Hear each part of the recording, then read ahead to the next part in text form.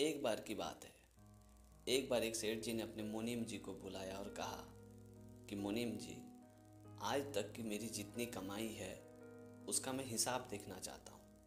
आखिर मेरे पास कितने धन दौलत है। सेठ जी की ये बात सुनते मुनीम जी ने कहा कि ठीक है सेठ जी, आप मुझे कुछ घंटों का मोहलत दे दीजिए, मैं आपको सारा हिसाब किताब बता दूंगा कि आखिर आपके पास कितनी संपत्ति है। और ये बोल के मुनीम जी वहाँ से चले गए।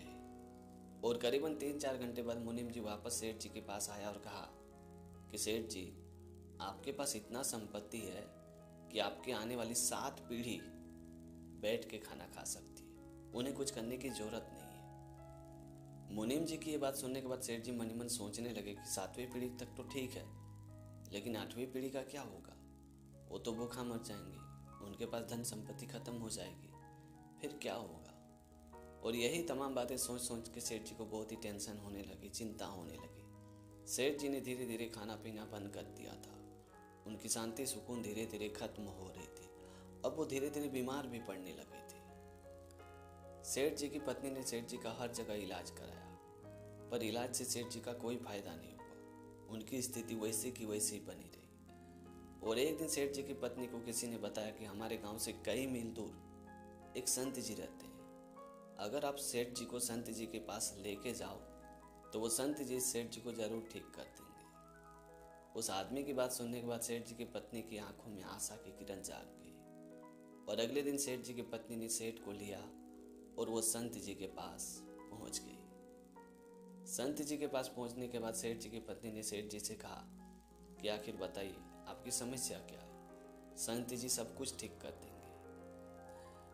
तभी सेठ जी ने संत जी से कहा कि मेरे आने वाले 7 पीढ़ी तक खाने पीने की सारी व्यवस्था है, लेकिन मुझे इस बात की चिंता सता रही है कि आखिर मेरी 8वीं पीढ़ी का क्या होगा। वो तो आखिर भूखे ही मर जाएंगे।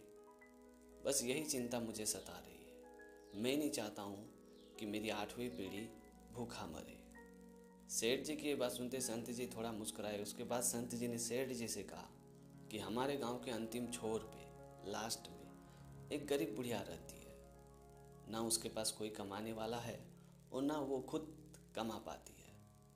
तुम एक काम करो, तुम उस बुढ़िया को आधा किलो आटा दान कर दो। अगर वो बुढ़िया तुम्हारा दान एक्सेप्ट कर लेती है, स्वीकार कर लेती है, तो तुम्हारे सारे समस्याओं का समाधान हो जाएगा और तुम्हारी 8वीं पीढ़ी कभी भूखे नहीं मरेगी। संत जी की ये बात सुन के वो सेठ जी बहुत ही खुश हो गए।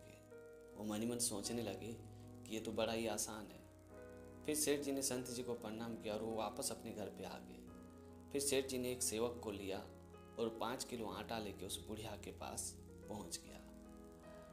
उसके बाद सेठ जी ने उस बुढ़िया से कहा कि मैं आपके लिए 5 किलो आटा लेके आई हूँ, ये आप रख लो। तभी उस बुढ़िया ने सेठ जी से कहा कि आज के लिए तो मेरे पास आटा है, भला अब मुझे आटे की क्या ज़रूरत है, मैं आपका आटा नहीं ले सकती हूँ। तभी सेठ जी ने जोर देते हुए कहा कि आज का है पर कल का तो आपके पास नहीं है ना, इसलिए आप ये आटा रख ही लो। तभी बुढ़िया ने कहा कि नहीं नहीं, आज का मेरे पास व्यवस्था है तो भला कल की चिंता मैं क्यों करूँ, मैं आपका ये आटा नहीं ले सकती हूँ। तभी सेठ जी ने जोर देते हुए कहा कि 5 किलो ना सही पर कम से कम आधा किलो तो रख लो, कल का आपका जुगाड़ हो जाएगा। तभी बुढ़िया ने वापस कहा कि नहीं नहीं, मैं कल की चिंता बिल्कुल नहीं करती हूँ। आज मेरे लिए भगवान ने व्यवस्था किया है वो मेरे लिए काफ़ी है, कल का मैं कल सोचूंगी।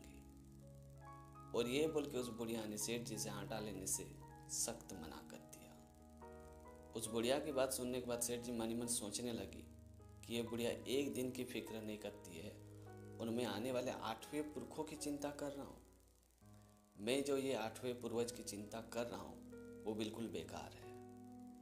उसके बाद उस सेठ जी को पूरी तरह से समझ में आ चुका था कि आने वाली कल की चिंता हमें बिल्कुल नहीं करनी चाहिए। उसके बाद वो सेठ जी खुशी खुशी अपने घर पे वापस आ गया। तो दोस्तों, छोटी सी कहानी में ये सिखाती कि आने वाली कल की चिंता बिल्कुल मत करें।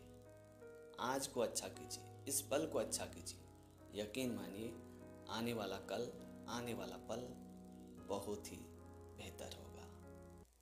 तो दोस्तों, आज की कहानी आपको कैसी लगी कमेंट करके ज़रूर बताना। और अगर आपने हमारे चैनल को अभी तक सब्सक्राइब नहीं किया तो प्लीज़ यार चैनल को सब्सक्राइब कर देना, क्योंकि इस तरह का कंटेंट मैं हमेशा अपने चैनल पे लाते रहता हूँ। तो आज के लिए इतना ही, मिलते अगली वीडियो में एक नई टॉपिक के साथ, एक नई कहानी के साथ। तब तक के लिए जय हिंद, वंदे मातरम।